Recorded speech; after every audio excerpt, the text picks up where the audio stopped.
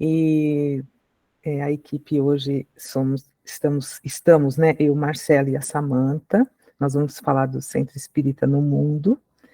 Então, nessa energia que a Dona Milton já proporcionou para nós com as suas palavras, nós elevamos os nossos pensamentos para que possamos ter uma reunião tranquila, que a mensagem que o grupo preparou e que sabemos que a espiritualidade está trazendo para nós, possa ser absorvida, compreendida e colocada em prática em nossas casas, em nosso dia a dia. Que Jesus nos abençoe e fique conosco no decorrer dessa reunião. Que assim seja. A palavra do Marcelo agora. Muito bom, pessoal. Vamos lá. Bom dia, bom dia. Eu vou compartilhando uma apresentação com vocês para a gente ir trocando algumas ideias. Como diz a Estela, né? O nosso tema que a gente preparou hoje foi o Centro Espírita no Mundo. E para que a gente possa iniciar a nossa reflexão, né? Quando a gente pensa qual é o papel, a importância do Centro Espírita, né? A gente tem que refletir um pouquinho do nosso mundo atual, de onde nós estamos hoje, qual é a nossa localização, né? O que nós estamos vivendo para que a gente possa entender e compreender cada vez mais o papel da vinda desta revelação do Espiritismo, da continuidade, né, da leitura do Evangelho do Cristo, ampliando as nossas consciências.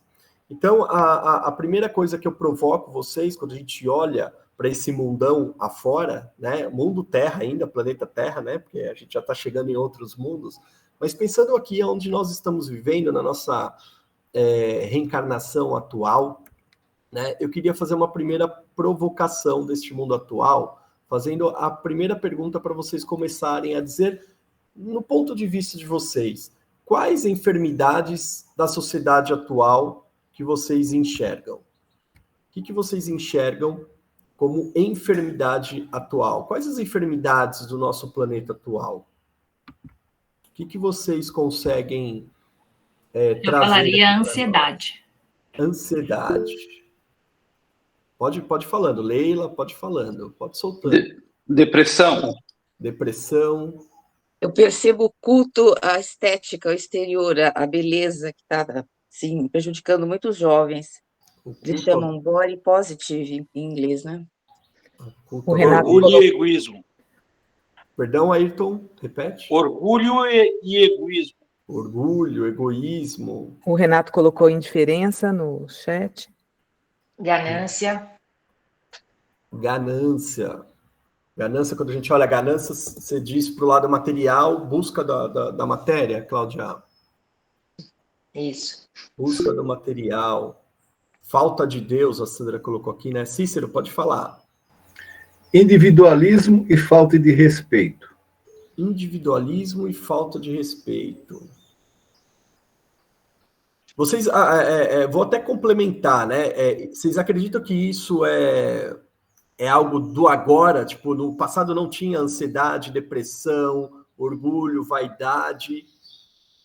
Ou tem alguma coisa que vocês enxergam que é da sociedade atual, que lá no passado vocês não conseguem enxergar que existia? Só para a gente situar se a gente está carregando isso por muito tempo ou se são coisas novas. Pode falar. Eu acredito que sempre teve, mas o materialismo ele leva mais, porque é o culto ao exterior, não ao interior, né? Tecnologia. Tecnologia. Maria Cícera levantou a mão, pode falar. É o pouco valor à vida, a essa encarnação que nós estamos aqui agora. A gente está dando muito pouco valor. Pouco valor. Tem também, Má, no chat, ilusão com as coisas materiais, Danil, o Gelson, desamor, a Aninha, intolerância, a Natasha, ausência de senso coletivo, intolerância de novo, né? Estavam dizendo que sempre existiu, mas não de forma escancarada, né? A Sandra colocou competição, o Gelson colocou individualismo, solidão, a Fátima. Eu vou corrigir aí, o escancarado é porque agora a gente tem tecnologia para escancarar. Antigamente não tinha, era por carta. né, a comunicação hoje a gente consegue enxergar autodepreciação, a Ellen está colocando aqui, né? Muito bom, pessoal. Acho que já deu para a gente aquecer os motores, né? Referente aí às nossas enfermidades. E o que é interessante, né? A gente vai trazer um pouquinho. Falta de amor ao próximo. Oi, Silvio, pode falar? Falta de amor ao próximo. Amor ao próximo, muito bom. E essas enfermidades, se a gente parar para analisar, sempre ela existiu na nossa sociedade, né? Não é uma coisa do aqui e agora. Talvez, como diz, né? Agora está mais evidente, mas porque talvez a gente consiga entender com as pesquisas algumas coisas um pouco mais evidentes também do que acontecem atualmente, né? Com a evolução da medicina, de análises, mas já existiam muitas coisas de forma silenciosas ali, né? Mas sempre existiu algumas coisas do ego, e a gente vai evoluindo, sim, como sociedade, a gente vai percebendo que certas enfermidades a gente começa a ficar um pouco mais incomodado do que no passado, né? Então eu queria trazer algumas coisinhas para a gente refletir também aqui com vocês. Deixa eu entrar aqui. Bom, no mundo atual, a gente poderia falar um pouquinho, por exemplo, da cultura da imagem, né? Das práticas sociais, daquelas imagens que a gente coloca, né? Quantos de nós que nascemos aí no catolicismo, né? Ninguém pode mexer no altar, né? Na santidade, o quanto a gente trabalha muitas vezes com imagem, aqui a Nossa Senhora vai abençoar, como se a gente trabalhasse a imagem resolvendo algo que está dentro de cada um de nós, né? Eu queria trazer um pouco essa provocação, né, para a gente nesse momento. A gente também pode falar um pouquinho de crise de identidade, né? Quando a gente se questiona qual é o nosso lugar no mundo, qual é o nosso papel no mundo, o que eu estou fazendo aqui, o que eu faço nessa sociedade, ou uma crise de identidade própria dentro do nosso lar, ou ainda mais profundo, quando a gente nos questiona a nós mesmos nessas questões de crise interna, né? De falar, qual é o meu papel? O que eu devo fazer? Né? Muitas vezes a gente se sente com tudo e ao mesmo tempo com nada, né? A gente vê pessoas que têm tudo no exterior, como vocês mesmos disseram, aí na questão material, conquistaram várias posições e no fundo ela se sente sozinha, ela se sente ainda vazia. O que essa crise causa dentro de cada um de nós, né? Para a gente poder olhar um pouquinho para esse ponto. A gente também tem a normose, né? Que é seguir o rebanho, achar que as coisas são normais. Se a gente parar antigamente, ter escravos era normal, todo mundo tinha, né? Então a gente entra sem questionar a nossa razão, simplesmente a gente segue, né? Vou provocar um pouquinho já dentro dos centros espíritas, né? Mas será que a gente, quando é questionado muitas vezes as pessoas, não, sempre foi assim, mas por que sempre... o protetor lá, quando a gente iniciou o centro espírita, falou que era assim, e a gente tem que continuar que é assim, né? Virou normal dentro de muitas coisas que nós fazemos dentro, né, do nosso dia a dia, na casa espírita, na nossa casa, vira normal a sociedade, né? As pessoas falam, muitas vezes a gente vai conversar com pessoas que fazem certas atitudes e que nós mesmos pudemos ter feito no passado e hoje a gente reflete de forma diferente, né? Sonegar imposto, aí você fala, mas isso é normal, né? Tem que sonegar porque o governo vai lá e rouba, então por que eu vou pagar um imposto corretamente se o governante vai lá e depois rouba esse nosso dinheiro? Então eu não acho justo. E aí vira normal todo mundo sonegar, inclusive lá em cima, e aí a gente vai sonegando um pouco aqui. É normal sonegar. Numa época, lá no passado, era normal, virou normal todo mundo fazer o gatinho da net, porque era muito caro ter. É normal a gente ter um aparelhinho lá que libera todos os canais, então eu pago um valor mínimo e libera todos os canais. Então, estou pagando lá para a operadora, né? Mas era normal ter um aparelho que liberasse tudo, né? Então, a gente vai virando um rebanho sem nos questionar a razão, né? É normal perante ao que eu estou fazendo a avaliação? Perante aonde nós estamos vivendo, né? Como muitas vezes você fala assim, mas é normal as pessoas roubarem coisas que não são deles, né? Porque talvez onde eles estão inseridos, eles acabam não se questionando e viram um rebanho, né? Eu não tenho condições, aquelas pessoas tiveram condições, então eu tenho o direito de pegar o que é deles. de repente, essa normose que existe na consciência e na razão de muitas pessoas, né? A gente também tem aí, eu queria trazer um pouco a morte de Deus, que é a crise da incerteza. Lá no Iluminismo foi trazido isso, né? Como o homem já se arrogante, se propondo que eles teriam em pouco tempo, em alguns anos, a resposta de todo mundo, de toda a criação, ou seja, que não existe, querendo desconstruir essa questão de Deus, né? E aí eu provoco, será que a gente não está matando Deus hoje? Será que isso é só coisa do iluminismo? Ou será que a gente acha que a ciência sempre vai explicar tudo, né? Com a evolução é questão de tempo, e aí cada vez mais que a ciência evolui, mais ela descobre o quanto ela não sabe. Está parecendo que a gente volta da ciência para a filosofia, né? Quanto mais eu sei, quanto mais eu tenho conhecimento, menos eu sei, né? A gente vai compreendendo isso e a gente tirando essa questão que Deus não é importante, né? Muitos de vocês colocaram aqui a questão da ansiedade, algumas coisas que estão acontecendo com os jovens. Será que não é a morte de Deus? Porque não tem uma essência, não tem uma razão, a gente perde o nosso sentido, qual é a nossa importância, e que somos criados por Deus para a eternidade, ou seja, esses valores estão se perdendo, né? Como que está sendo tratada essa religião dentro, né? Ou aquele Deus ainda severo, aquele Deus que ainda castiga, né? Algo maior, ou seja, a gente pode entrar em várias variâncias aqui nessa morte de Deus.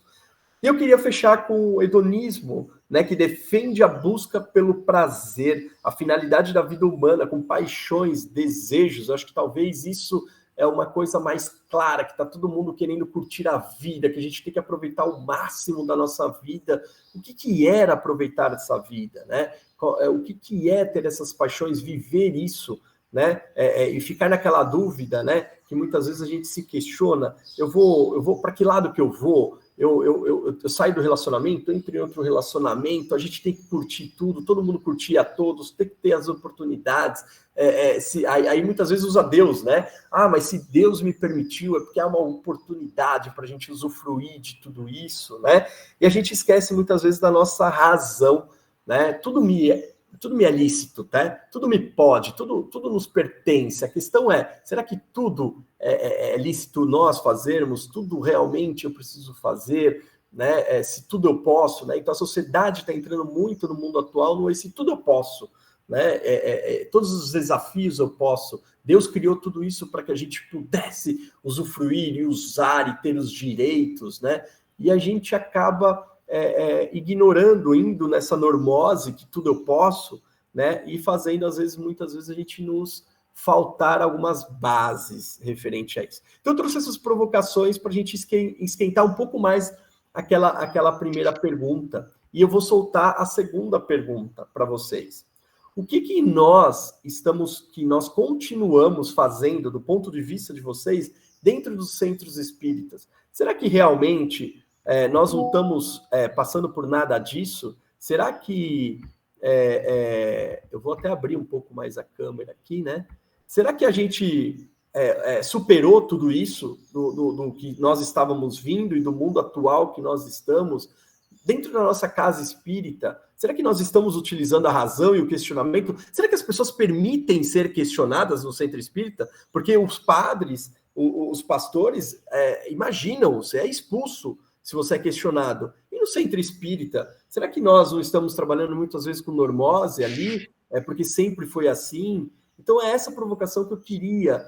Será que nós estamos, o nosso novo, estamos ignorando e já superados os nossos velhos espíritos de outras encarnações, trazendo tudo isso dentro do centro espírita? Queria abrir isso para vocês agora. Vamos lá. Tem alguns comentários no chat, enquanto o pessoal se anima aí, né? Do Ayrton, uma citação que diz: as pessoas preocupam-se com o peso do corpo e não com o da consciência. Exercitam os músculos, mas não o caráter.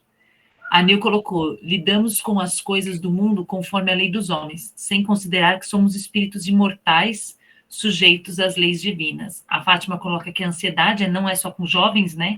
mais ansiedade geral. E a Leila questiona sobre a perda da identidade, né? A Ellen acredita que a comparação e o start da maioria desses equilíbrios emocionais, que é a comparação, esse mundo competitivo, né, Ellen? Parece que você tem que sempre ser melhor que o outro, senão você tá para trás, né, Ellen? Muito bem colocado. E agora na nossa casa espírita, será que tem hedonismo, morte de Deus, tudo isso na nossa casa espírita? Na nossa não, né? Porque a gente não vai aqui criticar cada casa, mas talvez no movimento, né? Imagens, né? Altares, tipo, né? Vamos lá. Adorações, ritualismos. Mas até a questão da aparência que você estava falando, né? A gente já comentou aqui, né? Parece que a gente espírita, quando põe o pé lá dentro, tem que parecer que está tudo bem, que está tudo lindo, que é evoluído, né? A gente fala das redes sociais, né? Na rede social está todo mundo feliz, viajando. E a gente, como a proposta do Marcelo, trazendo para a casa espírita, a gente às vezes também faz um pouco disso, né? Chegar, não, tem que estar bem, tem que estar...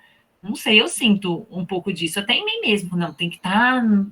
Não posso chegar assim destruída, não. Tem que dar um sorriso na cara e bora lá. Claro Temos que a que gente ser não vai ficar referência, chorando, né? Que as pessoas colocam muitas vezes os trabalhadores como referência, como imagem, fala assim, nossa, né? Às vezes eu já escutei isso, às vezes você não está bem no dia, fala, nossa, mas você nervoso assim, cadê sua paz interior? Você é pura paz.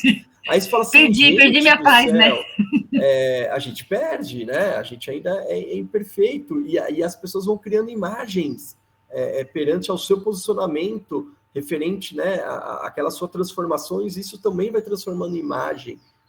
Vocês não estão vendo nada disso, pessoal? Tá todo mundo em silêncio, estou preocupado, assim, ó, se o microfone de vocês está calado, mudo, ou se está todo mundo refletindo e falando assim, não tem, nossa, mas acho que tem sim, né? Como a Samantha falou, né, que tem que chegar bem, né? A gente tem que ir lá e lá dizer que está tudo certo, que lá nós estamos protegidos, nós só estamos protegidos dentro do centro espírita, né, pessoal? A gente só consegue sair bem no centro espírita, nossa energia, só consigo recarregar lá, né? Fora é impossível. Leila, diga. Me parece que a frase do Chico, que ele disse em vida que não temos, como é que é? Não podemos agredir o outro com a nossa feiura, mas também nem tanto, né? Por isso que ele usava peruquinha, etc. E aí, muito bem, né? Relembrando, mas certas coisas, né? Será que a cultura de imagem, tipo, lá no centro, muitas pessoas falam assim, eu só vou no centro porque eu preciso tomar passe, porque o passe só funciona lá dentro, né? Eu não posso me dar o autopasse, eu não posso me conectar com Deus, eu só me conecto com Deus lá dentro do centro espírita, dentro de um ambiente. Óbvio, a gente sabe que a energia é diferente, que tem... Não quero discutir isso, mas quanto que nós estamos trazendo isso, muitas vezes, as crenças ainda, né? Quem mais quer falar? O Ayrton abriu o microfone, quer falar, Ayrton? É José Carlos. Estava aberto já. Obrigado. Tá bom. É José Carlos. Vamos lá. Bom dia. Na minha opinião, tudo que nós vemos aqui fora, nós vemos também dentro do centro espírita. Nós carregamos. Nós somos seres humanos, carregamos dentro de nós, para onde a gente pode até, às vezes, tentar fazer um teatro, falar, não, agora eu vou entrar aqui no centro espírita, vou me depurar, vou vestir branco. Mas não dá, né? Nós somos seres humanos imperfeitos, nós carregamos com a gente essa questão da imagem, da identidade, das mesmas coisas que nós fazemos, porque já fazíamos já em outras encarnações, né? E essa temática é muito legal, a morte de Deus no livro do Alírio, que aliás a Samantha falou muito bem na semana passada, parabéns, Samantha, foi excelente a sua...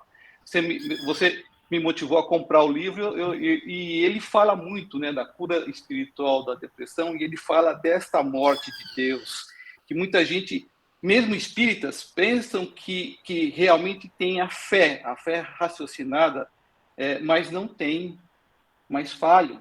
A fé falha porque quando nós somos testados verdadeiramente, aí nós mostramos que nós ainda titubeamos muito, né?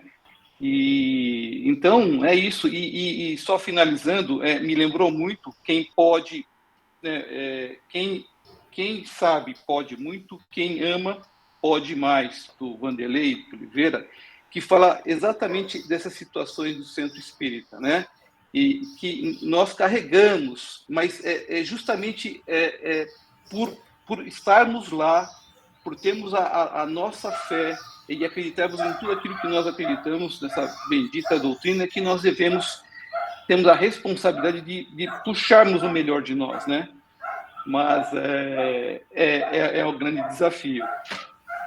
Obrigado, Zé Carlos. A Cláudia, depois a Nilzeli. Bom dia a todos.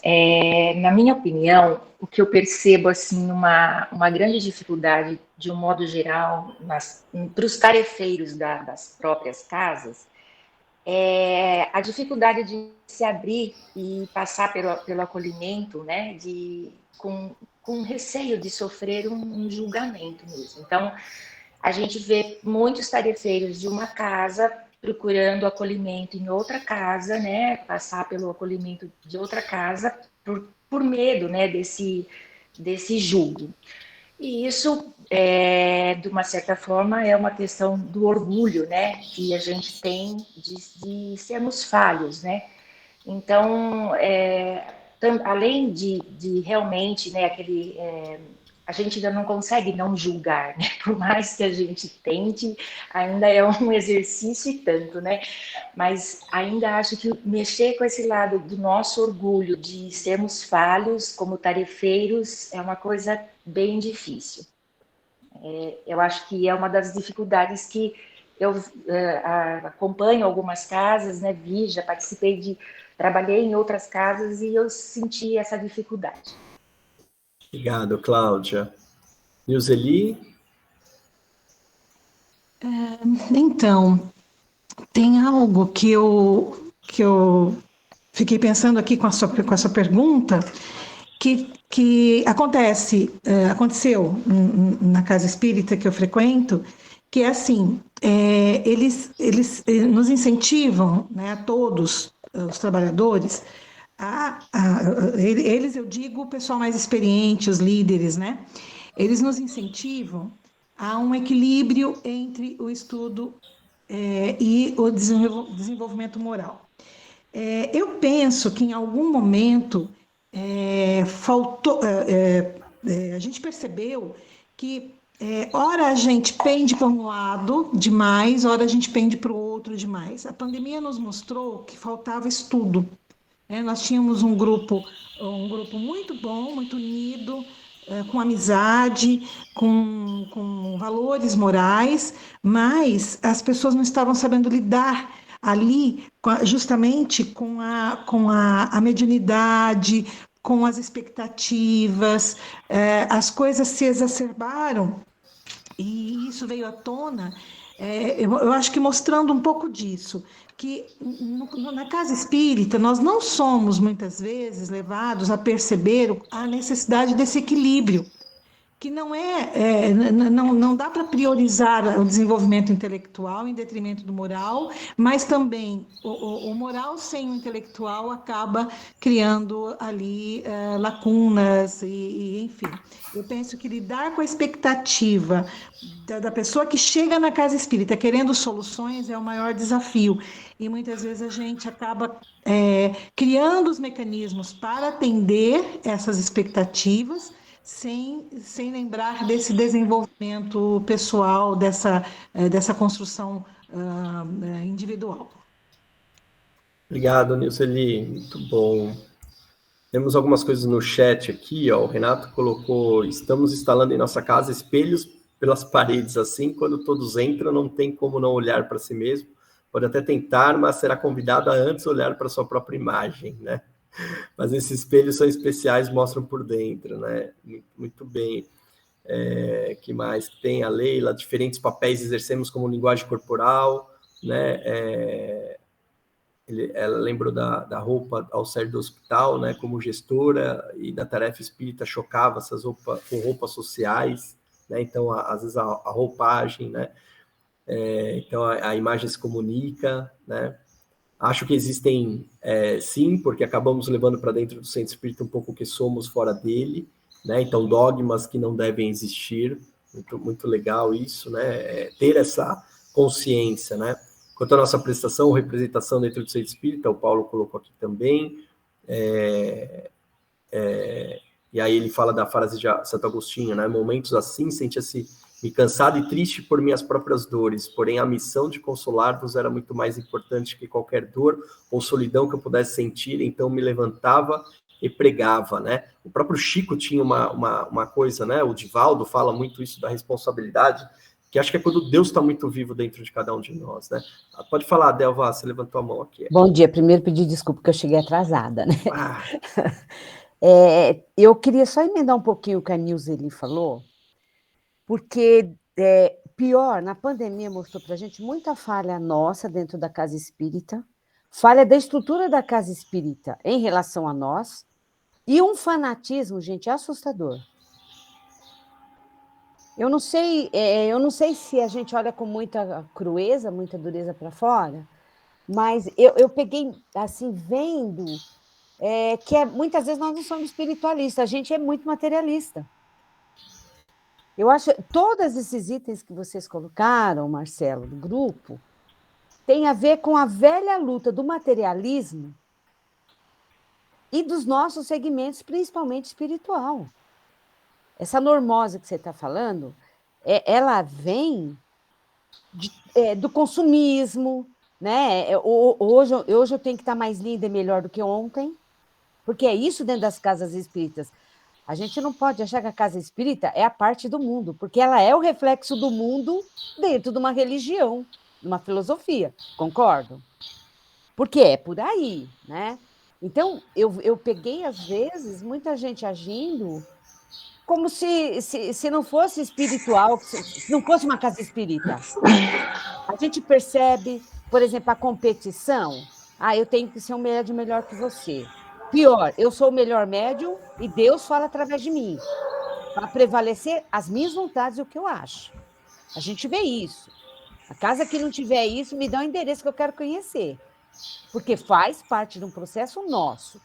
O que essa pandemia veio mostrar, que eu acho que é a maior lição que nós poderíamos ter? Quem somos nós?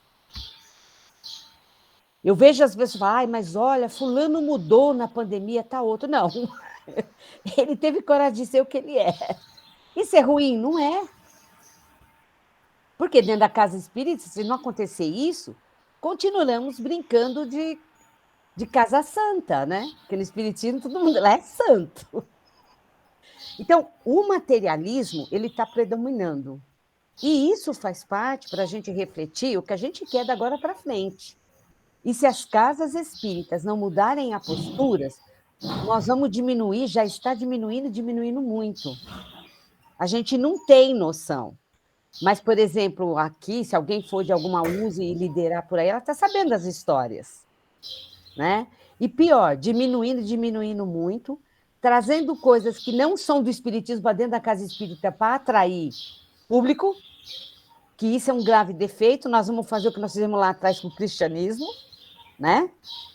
Todas essas coisas a gente tem que repensar, mas o materialismo, ele predomina na situação que nós estamos vivendo agora. O jovem, ele está ansioso, ele está descrente da vida. Essa semana eu tive uma experiência, gente. Eu já estava meio estranha de manhã, porque você levanta pensando nas coisas. Eu fui ao laboratório tirar um exame de sangue, na volta eu fui atravessar a rua, é tudo perto onde eu moro, tá? O motoqueiro caiu e 3 caíram com ele. Gente, pensa, 6h30 da manhã, eu, com idades, 1,5 m, tentando ajudar os 3 motoqueiros e todo mundo dentro dos carros, esperando a gente desobstruir a rua. Eu fiquei olhando aquilo, tipo assim, sai que nós estamos com pressa. Aí uma adolescente desceu do carro, ela estava tão envergonhada que ela não olhou para mim. Ela começou a arrastar as coisas dos motoqueiros, ajudar eles para eles ir para a calçada. E eu fiquei pensando, que mundo que nós estamos vivendo? É o mundo lá das cavernas, né? A gente só mudou o visual. Então, essas coisas a gente tem que repensar. A casa espírita, ela não é a parte do mundo, ela é o mundo. E o que nós estamos fazendo com a casa espírita como mundo, né? Porque com essa dor, com esse desequilíbrio da saúde mental, o que vai acontecer? As casas espíritas vão ter problema que elas não sabem resolver. Nós não sabemos resolver ainda. Então, estudar sim, trabalhar com paixão, e mais, casa espírita que não trata dos seus tarefeiros não terá como tratar dos frequentadores. Não tem essa. Para cuidar do outro, a gente tem que cuidar da gente. E nós estamos doentes dentro da casa espírita. Muito bom, Adelva. Marcelo, e a Adelva nem é do grupo, né? Mas ela já deu todo... Já finalizou. Não, já deu o roteiro. Desculpa, gente. Imagina, não. E eu vou falar uma coisa contando que ela ia estar hoje. Eu falei assim, a hora que ela não entrou no começo, eu falei, meu senhor.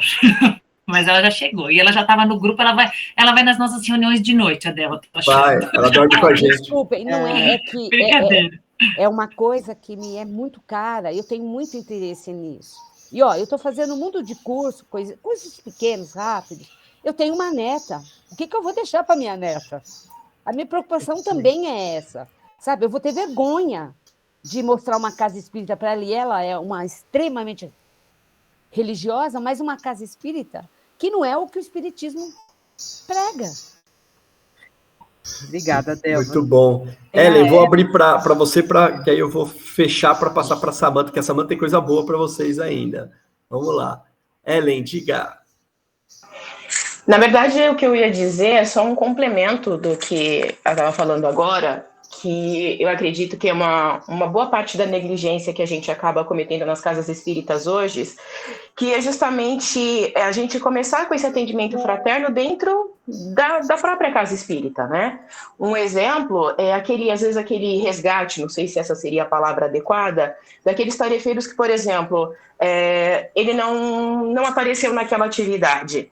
Muitas vezes nós estamos ali absortos nas nossas atividades e passa uma semana, passa outra, e aí a partir da terceira semana, nossa, aquele tarefeiro não apareceu mais, mas a gente não manda uma mensagem, a gente não tenta um resgate, a gente não procura saber, às vezes acaba num pré-julgamento de, poxa, abandonou a tarefa, mas ninguém vai lá fazer aquele resgate mesmo, aquela preocupação, né, em trazer esse tarefeiro de volta e entender o que está acontecendo e saber se ele também, antes até dos demais que a gente se propõe a ajudar, se ele não está sendo um dos maiores necessitados ali naquele momento, né, que é o que ela estava falando. Se a gente não cuida dos próprios tarefeiros, é o alicerce. Os tarefeiros são o alicerce de todo o trabalho de caridade que a gente se propõe a realizar, né?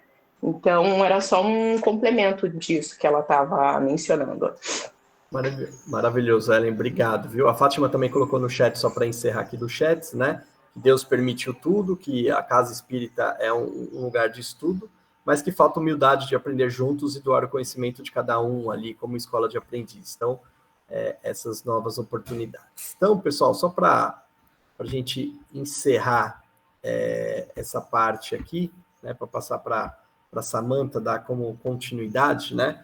Eu queria ler só um trechinho do Jesus e Atualidade, de Joana, né, psicografado por Divaldo, e fala o seguinte, não somente, porém, Jesus é atual pelas terapias de amor e pelos ensinamentos que propõe ao homem contemporâneo, mas também pelo exemplo de felicidade e exteriorização de paz que irradiava.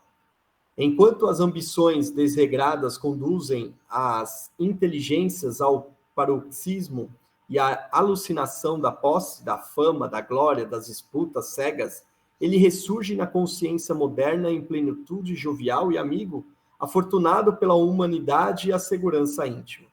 A atualidade necessita urgentemente de Jesus, descrucificado, companheiro e terapeuta em atendimento de emergência, a fim de evitar-lhe a queda no abismo. Então, para passar para a Samanta, eu precisaria trazer um pouquinho de Jesus, para que agora ela possa dar continuidade. É isso aí, Márcia, só interrompe um pouquinho, só para explicar como que eu vou falar e depois a gente volta para a apresentação. O Jander, que era um companheiro nosso, do nosso grupo, né, ele comentava na casa dele que ele meio que obrigava, né, obrigava entre aspas, né, mas ele fazia duplas de tarefeiros e eles chegavam, às vezes meia hora antes do trabalho, e tinham que conversar, tinha que fazer o atendimento fraterno, tinha que ter um diálogo entre aqueles, ele ia, né, mudando, às vezes, as duplas de trabalhadores, então tinha um atendimento fraterno entre os trabalhadores, ele fazia essas duplas e depois ia revezando, e ele brincava, ele falava assim, eu falava assim, não tem o que falar, não tem problema, vocês vão ficar lá meia hora um olhando para a cara do outro, até parece que a gente espírita não fala, né, aí acabava se abrindo tudo, e ele fazia essa atividade que eu achei muito interessante. Bom, nós vamos passar agora por um momento do nosso encontro um pouco teórico, tá, por quê? Porque a gente vai usar essa teoria para a nossa discussão. O que eu trouxe de teoria para vocês? Eu trouxe esse livro aqui do Herculano Pires, O Espírito e o Tempo, tá? Lógico que esse livro, ele é muito profundo, ele é muito difícil, né? Assim, eu achei difícil, gente, porque tentava ler Herculano Pires, não conseguia, depois a Delva me indicou o curso de filosofia, aí depois eu consegui ler o Herculano Pires. Mas a importância do Herculano Pires nem é inquestionável, né? Então, a gente vai trazer... Esse livro tem profundas discussões, mas qual que é a ideia aqui? Nós vamos fazer uma linha do tempo, da evolução da ideia de mediunidade, de Deus, nós vamos fazer rapidinho. Ele não vai abordar, não vou abordar todas as religiões, porque o objetivo não é dar aula aqui, né? Mas a gente trazer essa linha, tá? De acordo com ele. E aí eu vou passar todo o conteúdo e eu quero que vocês vão anotando assim o que vocês... Nossa, achei isso aqui que eu quero falar. Porque eu não vou ficar abrindo o tempo inteiro, só para a gente poder dar sequência ao raciocínio, tá? E aí depois a gente abre. Essa ideia não é de religiões, não é criticar nenhuma religião. Ai, porque você viu como que fazia? Porque agora, porque o Espiritismo nem colocou o Espiritismo como salvação de nada. Mas a gente analisar a linha, tá? Então, quando eu falar, bom, naquela época se fazia assim, não é uma crítica. Por quê? Porque a gente tem que entender o horizonte que essas pessoas viviam. Tá? Naquela época, tudo foi necessário, tudo é válido se eleva o espírito, então não são críticas religiosas, combinado? A gente vai analisar para pensar o que a gente ainda carrega. Dessas fases que eu vou dizer, a gente nunca tem um pulo, a gente tem uma acumulação, tá? Então, às vezes, assim, eu trago para o espiritismo todas as minhas vivências religiosas, porque a gente vai falar assim, por exemplo, lá no Egito eles cultuavam tal coisa. Mas quem eles? Nós, né, gente? Então, assim, não adianta criticar e adianta refletir. Puxa vida, o que lá do Egito eu trago e enfio aqui no Espiritismo? É esse o nosso objetivo. Sem críticas, mas as nossas reflexões. Combinado? Então, pode projetar aí. Por favor.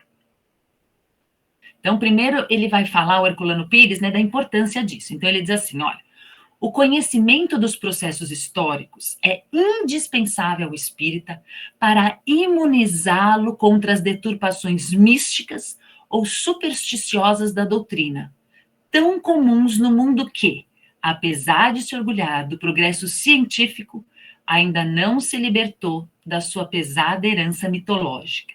Então, nós vamos estudar a questão histórica, não é só, agora eu sei que era assim, não. É para a gente falar, puxa, isso daqui que eu estou fazendo, essa forma de adoração, eu estou trazendo lá de trás. É para nós tomarmos cuidado com isso. Então, aí a importância da gente entender esse processo histórico da religião. Combinado? Pode passar, Má. Então, quais horizontes? Ele chama horizonte, tá?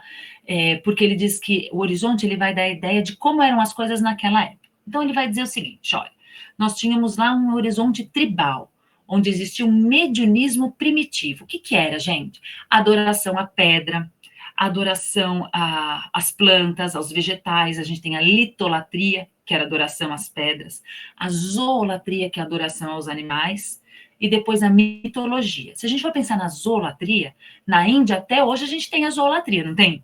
Não sei se vocês assistem reportagem, tem aquele templo dos ratinhos, tem a questão da vaca, né? Tem toda essa parte da zoolatria.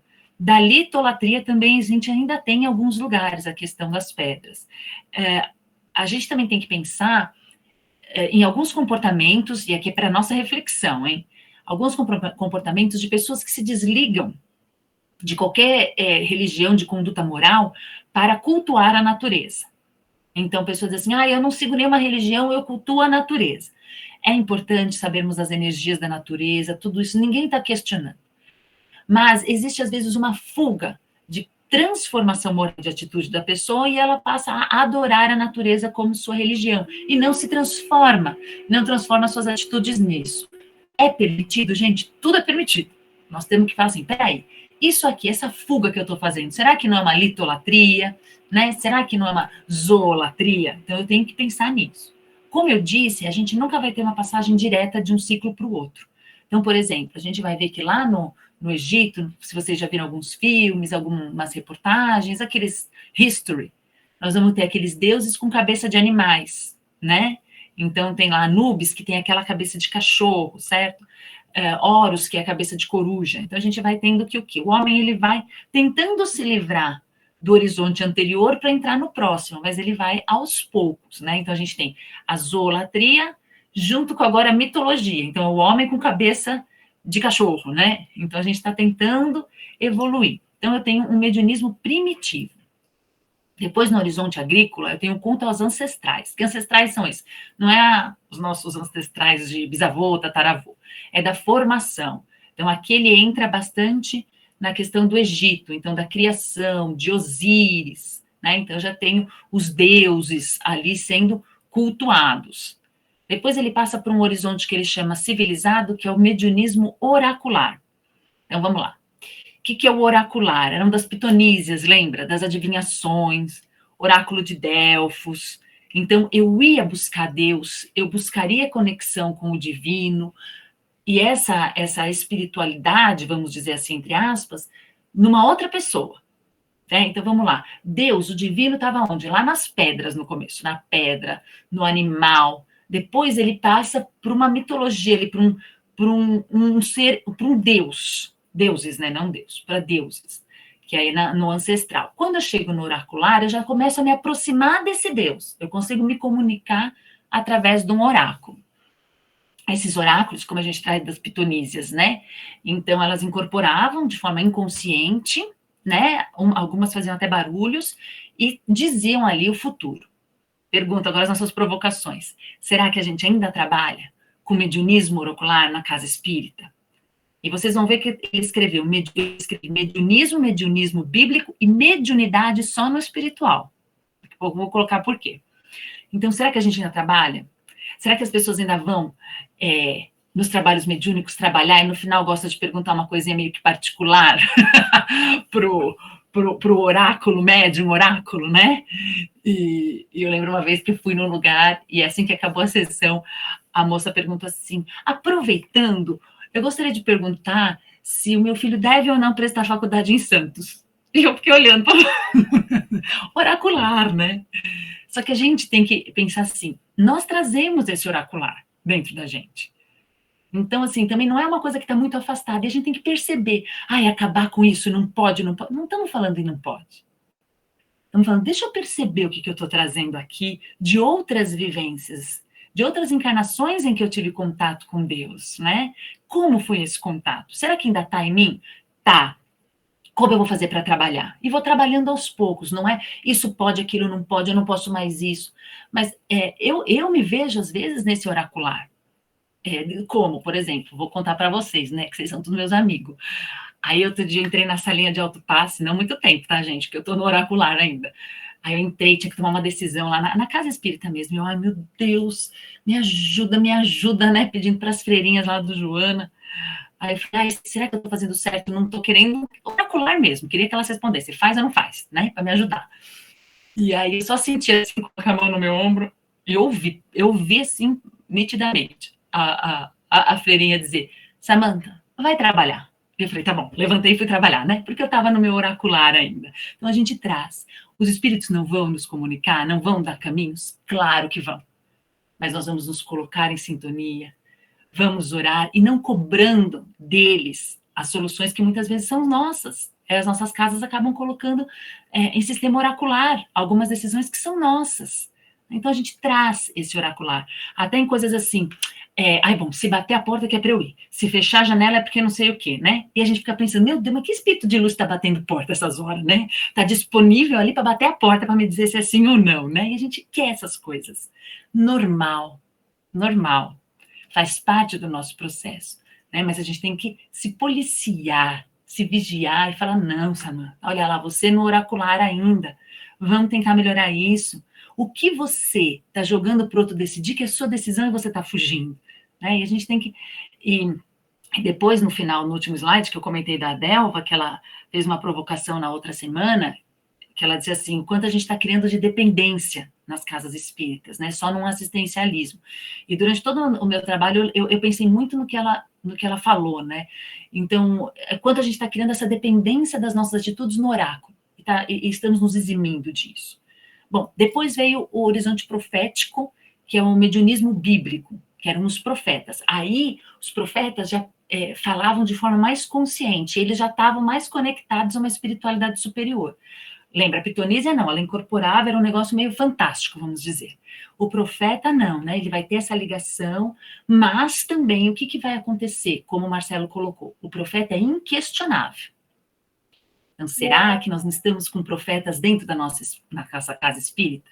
Aqueles médiuns que trazem as mensagens e que a gente não pode questionar nada, porque, na verdade, ele é um enviado de Deus, né, que traz, ele tem uma comunicação direta com os espíritos superiores, só ele só tem com os espíritos superiores, e ele traz as revelações, e ninguém pode questioná-las. Será que ainda não estamos nesse mediunismo bíblico, né?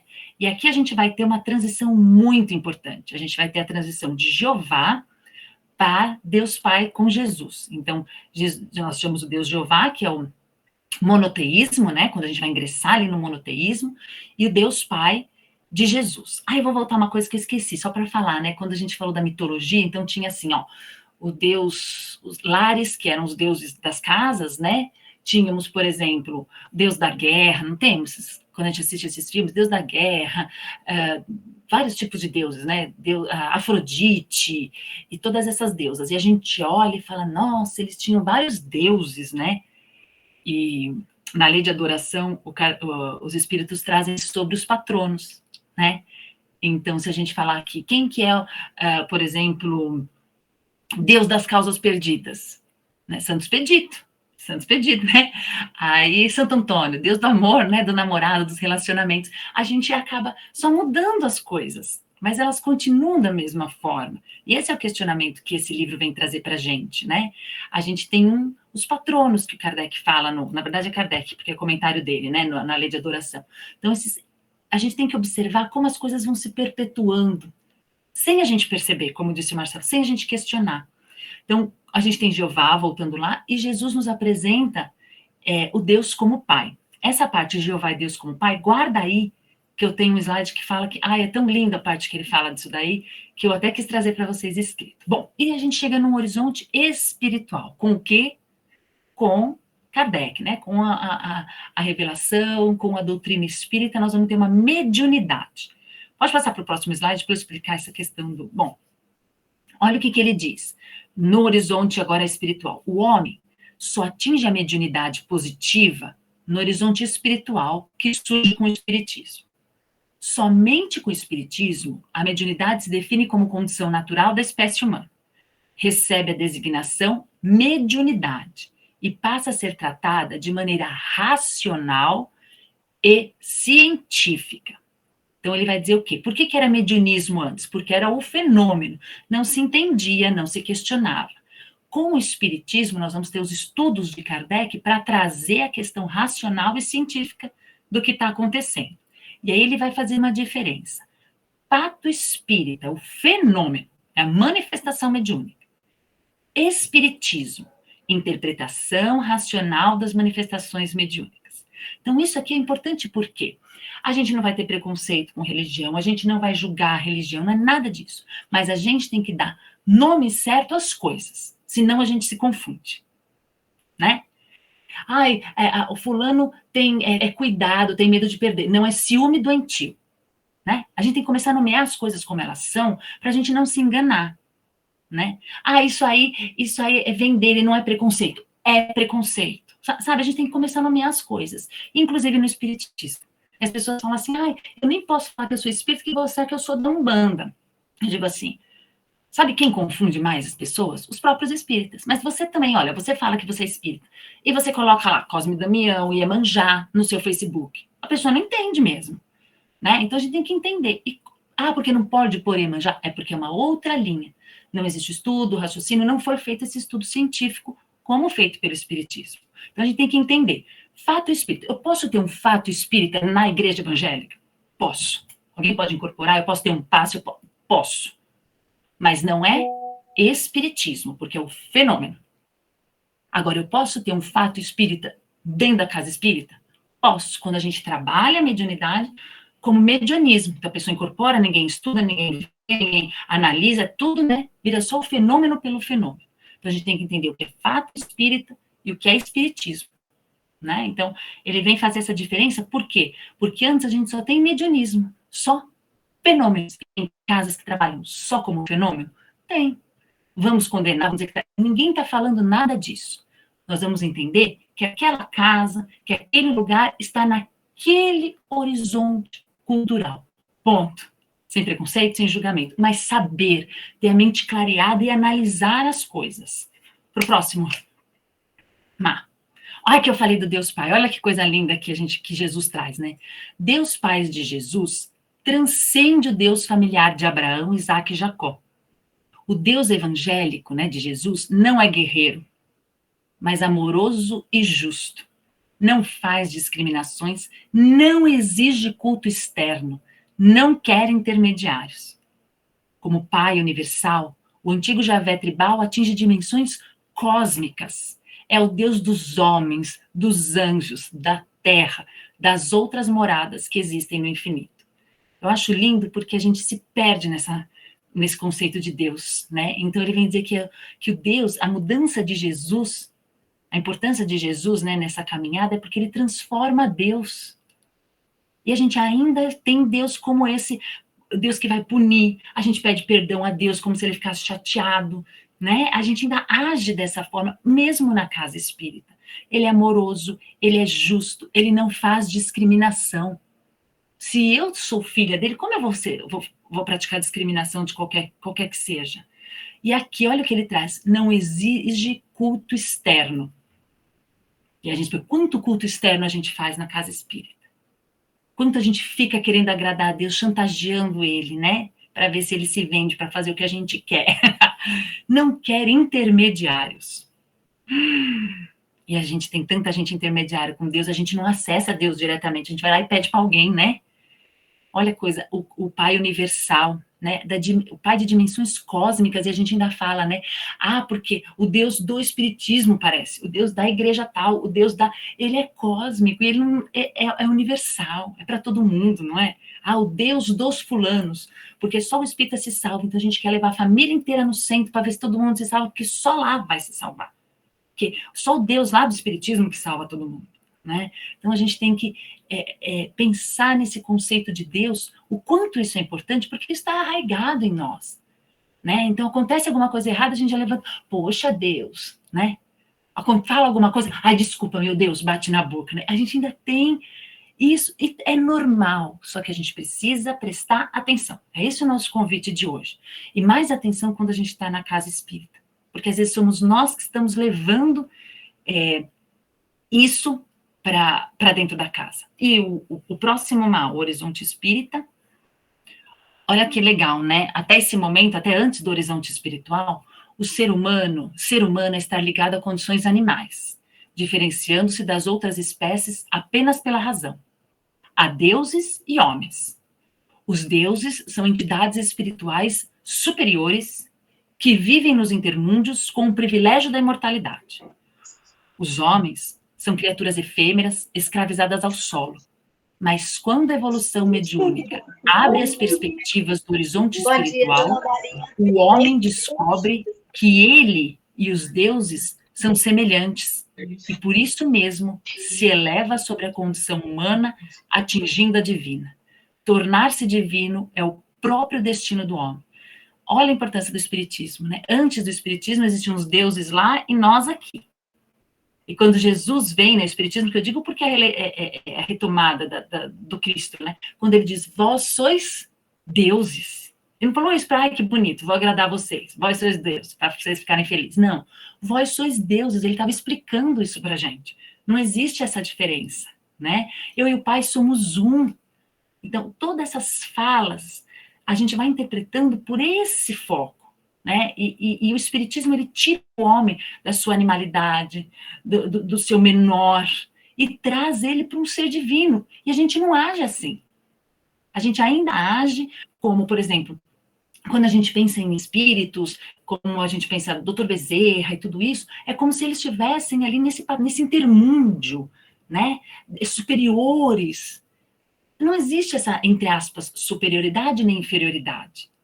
Teve uma vez num trabalho mediúnico que disseram que recebemos uma mensagem e dizia assim: não chamem os seus irmãos como espíritos inferiores.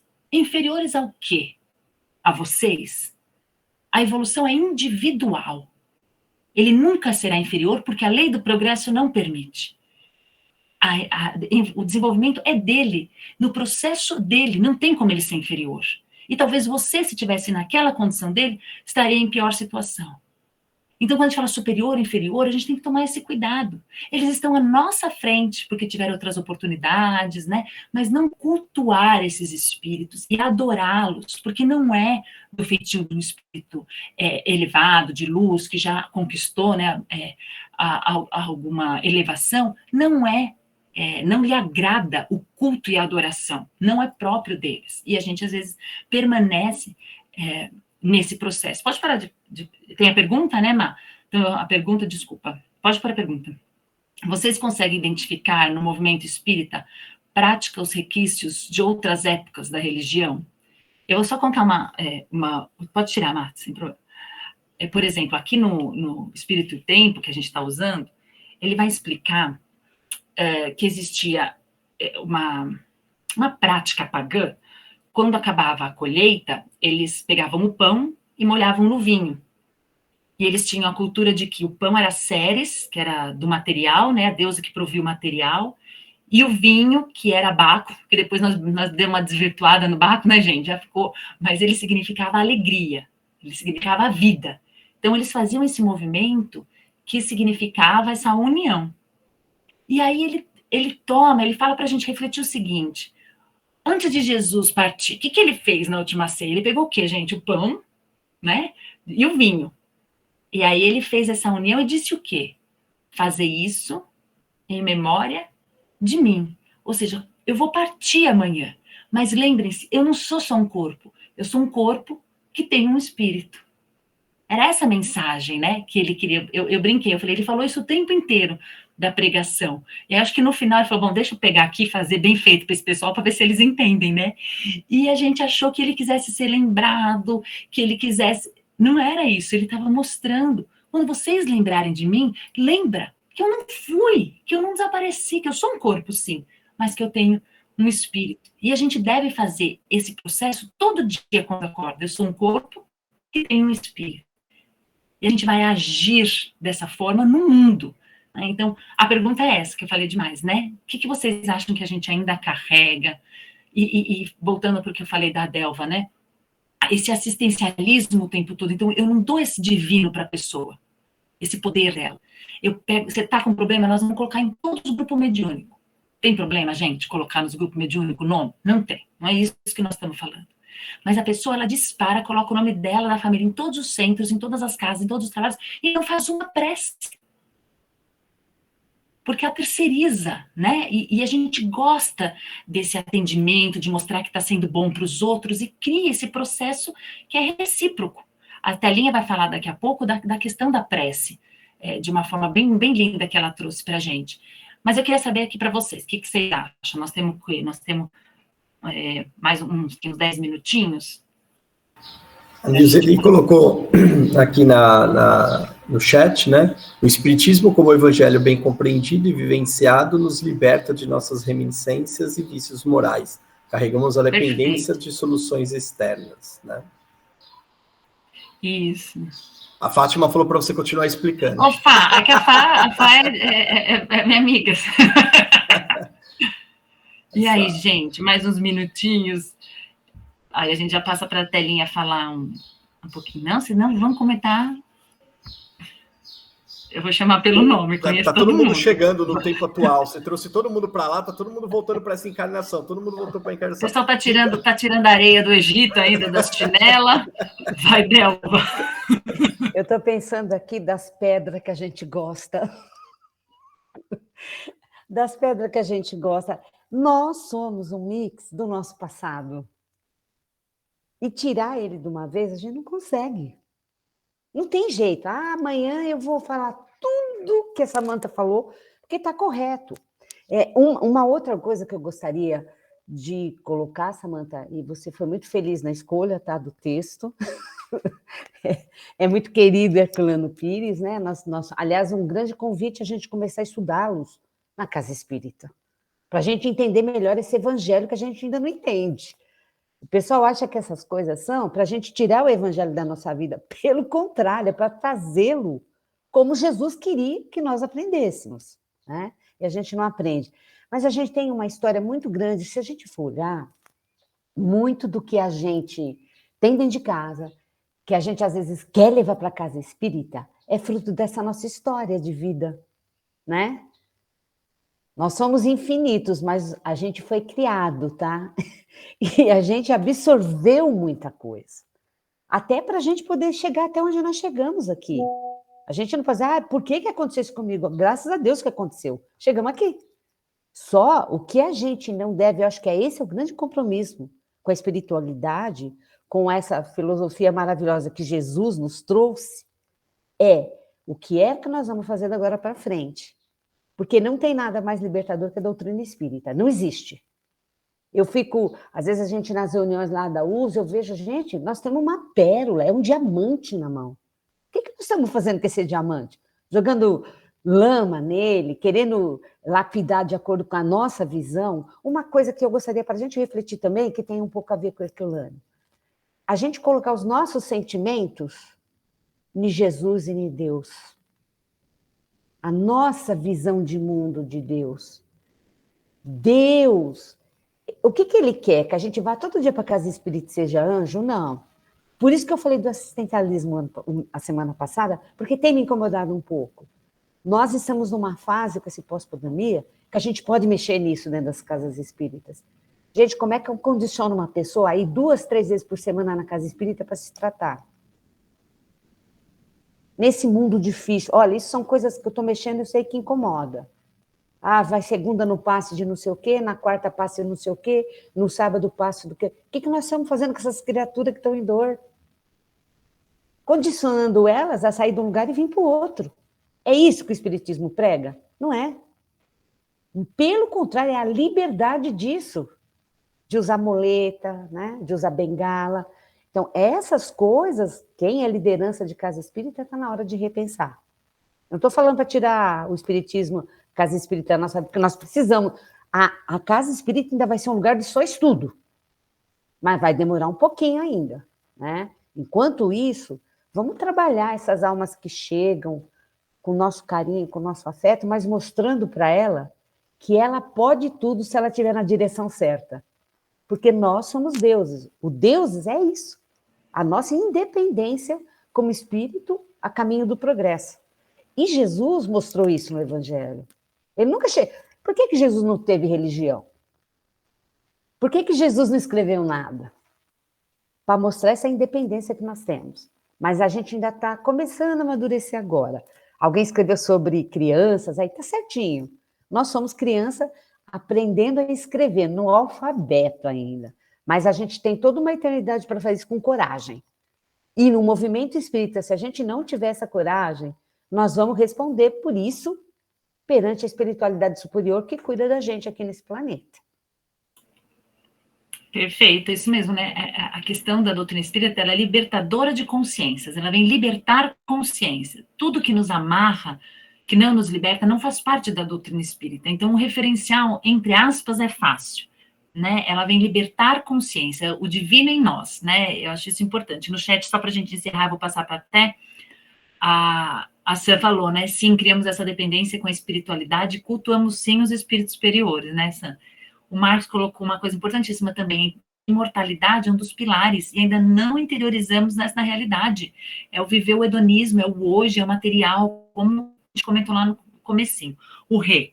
Antes, os microscópios do mundo e das religiões que se espalham e nos contaminam, procuramos fixar nosso olhar ali. Mas agora, sob a ótica do espiritismo, o telescópio nos mostra além. Tenhamos o cuidado de apreciar com atenção o que ainda está por vir, a ser descoberto, e agradeçamos a imensidão do que já vemos. Perfeito, Rê. Vai lá, Té. Mais Herculano Pires para todo mundo, Té, vamos lá. Eu vou... O Marcelo deu um cenário geral do mundo atual, a Samantha falou do ser, né, do individualismo, de nós.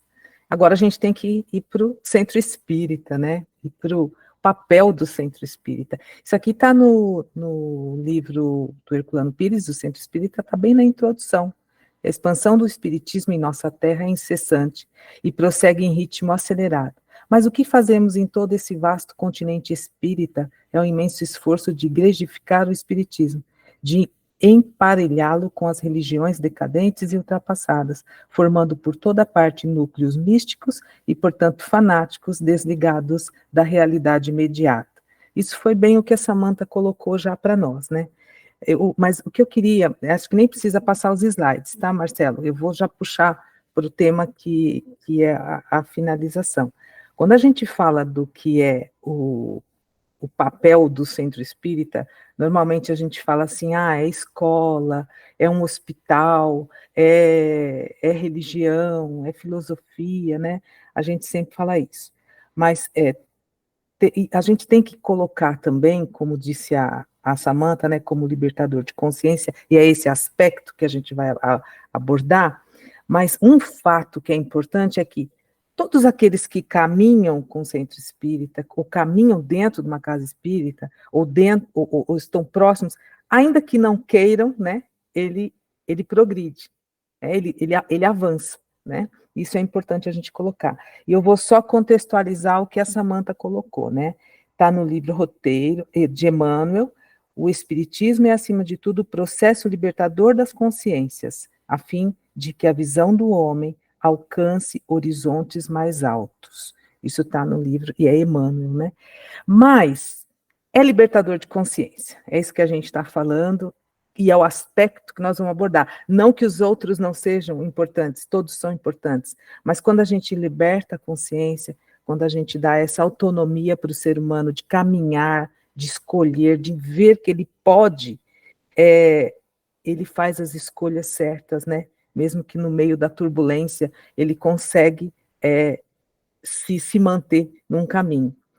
Mas eu acho mais bacana a gente colocar agora um trechinho do livro dos Missionários da Luz. Porque a gente fala isso, puxa, que legal, ele é libertador de consciência, mas como? Como isso acontece? Como que eu consigo ter isso fortalecido? O que faz a gente ficar forte? Como a gente ficar forte? Como a gente, só de ouvir, só de vivenciar, a gente tem essa força que nos faz caminhar com Jesus. Então, põe só o slide do Missionários da Luz, que é muito, assim, didático, para a gente entender na prática o que acontece conosco, quando a gente usa esse instrumento, que esse instrumento não é da doutrina espírita, é como disse a Samantha, vem dos tempos isso aí, e a gente não usa, né? A gente deixa isso de lado, quer ver? Está nos Missionários da Luz. O que acontece? O André Luiz está indo na casa de uma pessoa, junto com com o instrutor dele, e eles chegam na casa para ver uma situação, e eu cortei, tá? Mas depois vocês veem, tá no capítulo 6, ó. E aí eles comentam, curioso, observei que as entidades infelizes mostravam-se agora terrivelmente contrafeitas. Alguma coisa impedia-lhes de acompanhar a vítima ao interior. A vítima que eles falam era um moço que queria entrar na casa, era o dono da casa. Então, Então, as entidades não conseguiram acompanhar, tiveram que ficar do lado de fora. E ele entrou na casa. Naturalmente, acentuou o meu generoso companheiro. Isso André Luiz falando. Você já sabe que a prece traça fronteiras vibratórias.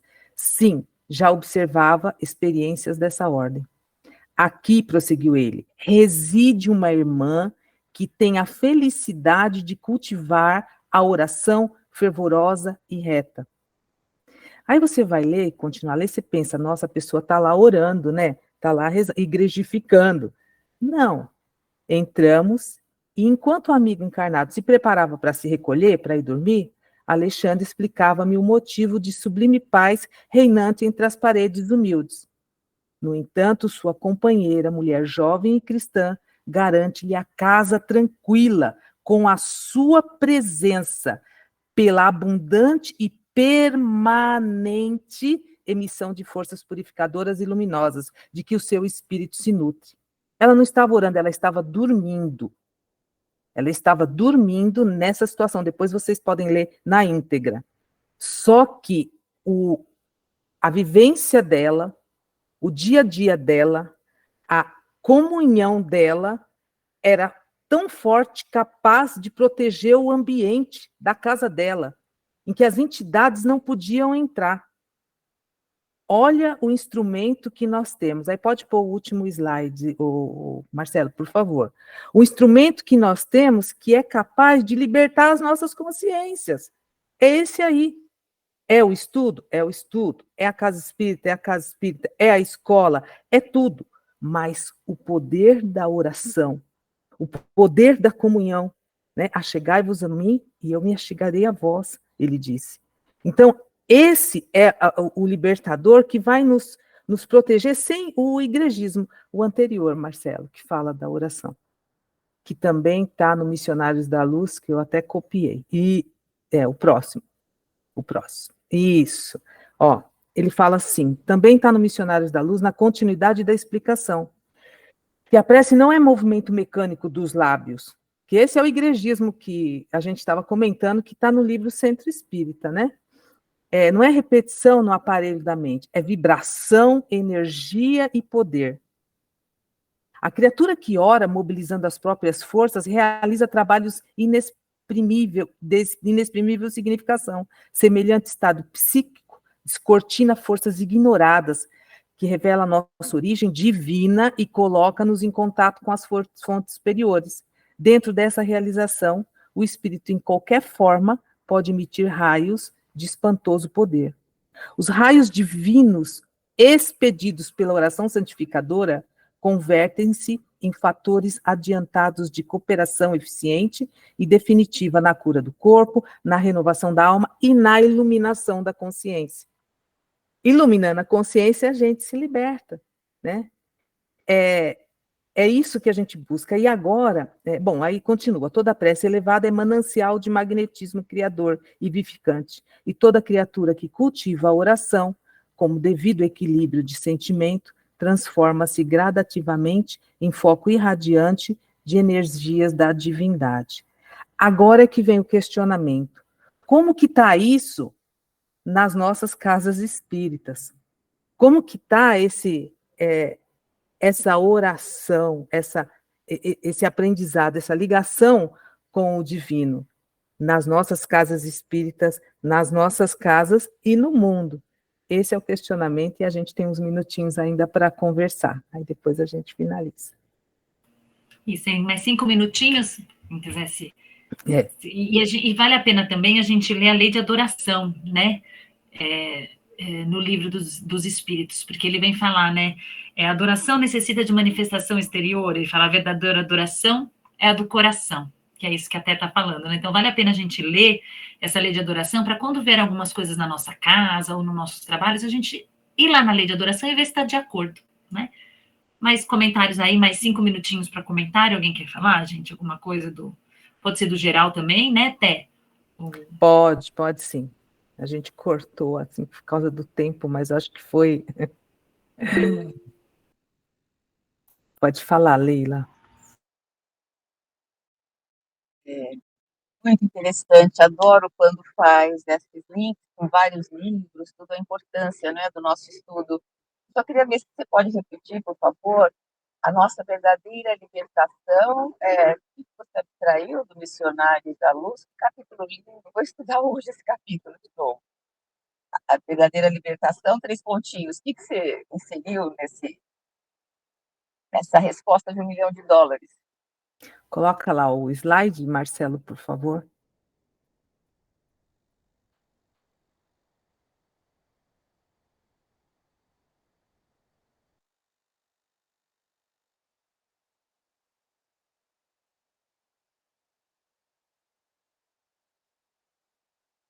É o da oração, né?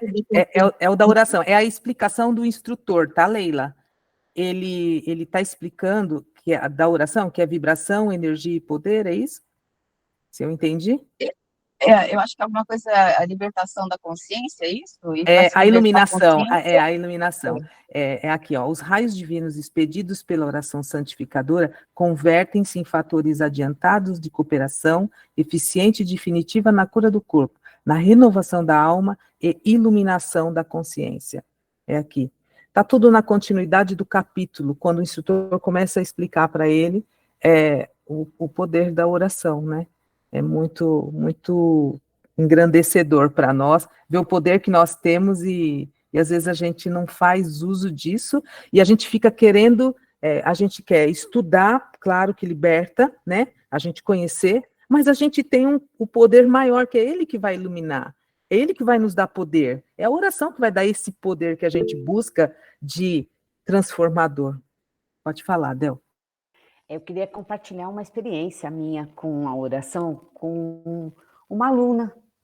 Ela tinha uma dificuldade muito grande, eu acho que ela vinha de um meio religioso que foi muito difícil, muito, né, aquelas religiões mais tradicionais, E ela, quando a gente fez isso da lei da adoração, ela me chamou no particular, chorando. Ela falava, Delva, eu não consigo orar dessa forma. Eu não consigo. Gente, e é uma coisa que eu gostaria de complementar no que vocês estão falando. Às vezes, a gente tem dificuldade, bloqueios pela nossa história pregressa de algumas situações, mas essas criaturas trabalham tanto dentro da casa espírita, faz oração todo minuto lá dentro e fora dele. Eu olhava para ela não tinha noção do potencial dela. Ela orava todo o tempo. Ela trazia as pessoas, trabalhava dentro da casa espírita, fazia tarefa. Ela cobrava dela mesma uma postura de oração que seria o ideal que alguém falou para ela. Nós, às vezes, a gente tem mais dificuldade nessa conexão, que eu falo que é mais santinha. Mas a gente faz tanta coisa, que a nossa vida, o nosso comportamento é de oração. Dentro da sua casa, quando você pensa no pão do outro, quando você está dentro da casa espírita, você vai lá limpar porque a casa espírita não tem faxineiro, quando você troca um... Gente, tudo isso é oração. Nós somos, como diz a turma, a gente é da turma fervorosa da oração, porque essa é a verdadeira oração. Porque falar, vamos brincar, papagaio fala, ele imita. Oração quando eu falo de despertar de consciência, é isso. Eu não consigo orar bonito? O que eu posso fazer para melhorar isso? Vou lá na casa espírita, vou limpar. Né? Vou numa festa de família, isso é um exemplo, isso é uma oração. Eu não preciso falar para ninguém, olha, vira espírita. Alguém vai chegar e perguntar para você, onde você vai que você é diferente? Isso tudo é oração. Então, a oração, a gente conhece ela de um modo dogmático. Exatamente. Igrejismo, né, Adel? Igrejismo, dogmático, né? Uma outra coisa, a gente está começando a ter um pouquinho de noção de Deus. A gente não conhece, Deus não sabe o que é isso ainda não. Aquele o que é Deus, que o Allan Kardec falou, ele foi muito feliz. Ele já deu uma dica que não é quem, né? Então, Deus espera isso de nós, ele não espera nada, porque nós vamos fazer a nossa vida de oração através da doutrina, das casas espíritas, com a nossa transformação de consciência, que não é esperar, ele conhece a nosso caminhar de evolução. Vamos combinar, vocês acham que Deus, na sua imensidão, só fez o planeta Terra? Ele é inexperiente com a criação? Não. Então, tudo que a gente faz, vou brincar, era programado e esperado. Sabe aquele filho que a gente sabe, que a gente criou de pequenininho? E ele tem lá as dificuldades, você já fica meio programada que no futuro ele vai ter um perfil, você vai ter que trabalhar com ele. Agora vamos brincar. Deus não sabe isso da gente? De cada um de nós. Né? Muito bom, pessoal. Acho que um domingo com bastante reflexões aí para que a gente olhe para dentro de nós, para refletir melhor dentro das nossas casas espíritas, né? Acho que a casa é como a gente brinca com o CNPJ, né? O CNPJ, ele é vazio, é o conjunto das pessoas, a empresa. Todo mundo fala, mas a empresa... Gente, a empresa é o conjunto de nós. E a casa espírita é a mesma coisa, é um conjunto dos trabalhadores e dos frequentadores, né? Então está dentro de cada um de nós. Eu queria que a Samantha fizesse nosso encerramento. Dá tempo da Estela falar a poesia? Não, eu acho que era legal colocar a poesia do Herculano, que é uma oração para a gente finalizar. Ela está no livro também, Centro Espírita, é uma oração que vai nos arremeter a Jesus, e aí encerra.